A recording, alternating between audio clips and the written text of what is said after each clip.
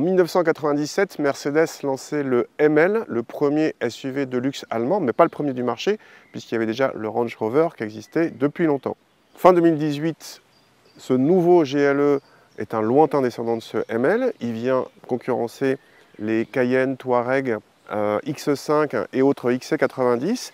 Et pour les concurrencer, il met le paquet en technologie. Vous allez voir, c'est vraiment impressionnant. La gamme commence actuellement avec un GLE 300D qui est doté d'un 4 cylindres diesel de 245 chevaux.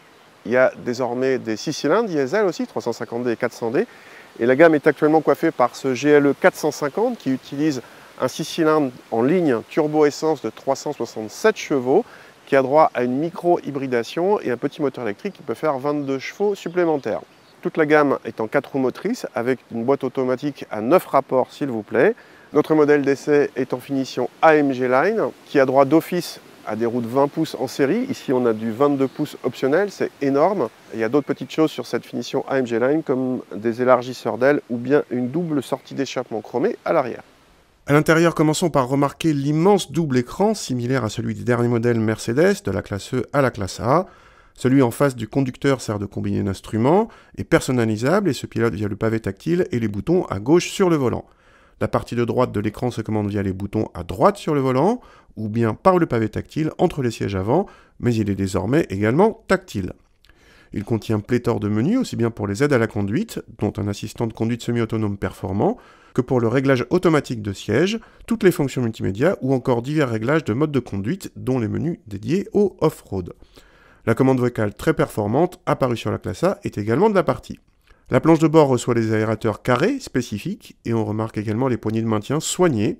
L'ensemble est flatteur comme on l'attend à ce niveau de gamme. À l'arrière, il y a beaucoup de place lorsque la banquette est reculée à fond et les occupants peuvent régler leur position électriquement comme à l'avant. Dans cette version 7 places, même le basculement pour dégager l'accès vers les places du fond se fait électriquement, mais l'opération est lente et beaucoup trop longue. Les places du fond sont comme souvent des strapontins qui obligent à avancer la banquette pour pouvoir être utilisée. Si vous voulez vraiment cette place utilisable, attendez le nouveau GLS qui arrive bientôt. En position 5 places, le coffre atteint tout juste 500 décimètres cubes avec banquette reculée, un chiffre qui peut monter à 600 décimètres cubes banquette avancée selon nos mesures.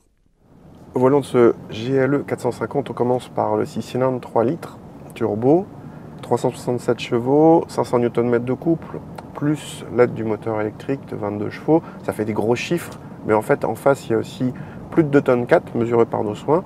Du coup, c'est pas du tout sportif, c'est juste suffisant, conforme au standing de la voiture, bien pour relancer facilement, y compris à haute vitesse, c'est très bien, mais pas d'effet coup de pied au cul. La micro-hybridation, on la sent à peine. En fait, l'atout de cette version GLE 450, c'est plutôt la douceur d'utilisation, exacerbée justement par l'hybridation qui, notamment en ville, où c'est très silencieux, fait des stop and start qu'on sent quasiment pas. Bravo pour ça. La boîte auto 9 rapports, pas de problème, elle est rapide, assez bien gérée, il y a du frein moteur quand il faut.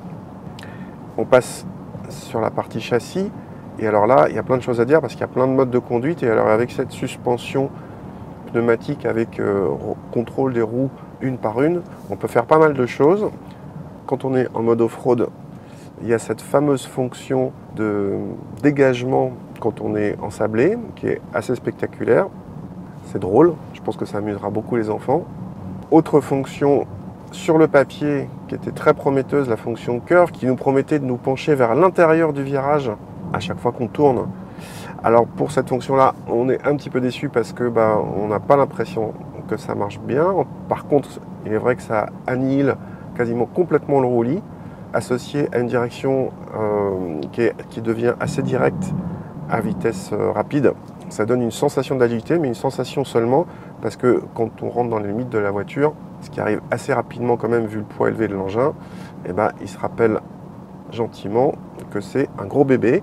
Par contre, chapeau bas, vraiment chapeau bas pour le confort. Quand on est en mode confort, malgré les roues de 22 pouces, c'est vraiment exceptionnel ce niveau de confort. Donc on imagine avec des roues un peu moins grandes, ce GLE va vraiment être le roi du confort. En consommation, forcément, un tel engin, malgré la micro-hybridation, se montre gourmand. On n'est pas au malus écologique maximal, mais pas loin. Et côté tarif, forcément aussi, avec un tel niveau de prestation, l'addition grimpe. Notre modèle d'essai hors option monte à 82 000 €. Le XC5 40i de 340 chevaux est au même prix dans sa finition sport. Autrement dit, il y a un marquage à la culotte. Le GLE débute à 68 000 € en 300D, c'est-à-dire moins que le X5 d'entrée de gamme, mais ce dernier utilise un 6 cylindres alors qu'il s'agit d'un 4 cylindres sur le GLE. A noter pour finir qu'une version hybride rechargeable du GLE est prévue cette année et annoncée à 100 km d'autonomie en tout électrique, ce qui constituerait un record.